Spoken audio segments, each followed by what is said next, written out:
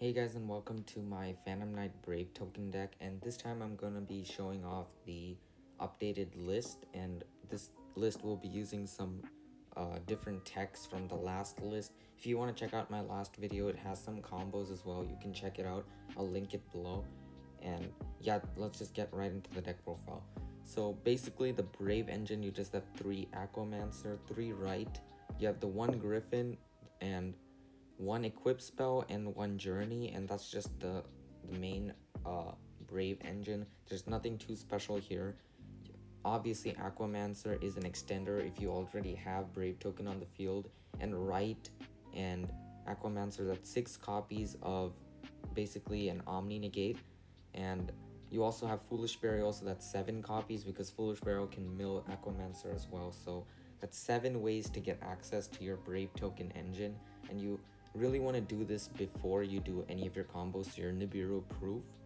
And for hand traps, you just have Ash and Imperm, and that's basically it.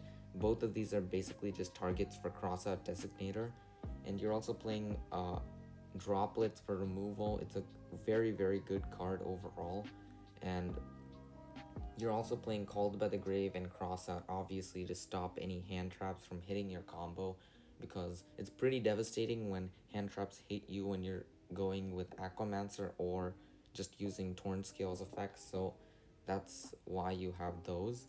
And you also have the Phantom Knight package, 3 Torn Scale, 3 boots, very standard, and then 1 gloves, 1 cloak. You just need 1 of each.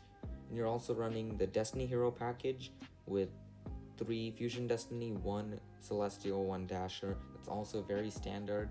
And you're playing the 1 Rhoda, so you can search out your Torn Scales easier, and you have the 3 Fog Blade. And that's basically it for the main deck. So you also have the Artifact Scythe, which is the new addition to the main deck, and this really helps out the combos because now you can extra deck lock your opponent. So basically what you would do is you would set up combo and have Artifact Scythe as well at the end, and it even plays around Droplet because during the draw phase you can use your Fog Blade effect to banish itself from the grave and summon back your Breaksword, and that'll trigger Rusty's effect if you summon Breaksword into a zone it points to, and Rusty can destroy the set Scythe which you would have set with Dagda, and that'll trigger Scythe and it'll special summon itself back from the grave. And if your opponent doesn't want to be extra deck locked, they'll have to use Droplet there, because then they're just going to be extra locked, and that's basically game unless they're playing something like Flunderies. So they'll have to respond with Droplet there, and then during the standby phase what you can do is use Enforcer's effect to destroy your Scythe and Dagda, and then Dagda's effect will trigger and you can special summon Scythe back from the graveyard, triggering its effect again, and then your opponent will be locked from the extra deck. And this is a way to play around Droplet, and it's the new thing that people are using in this deck now.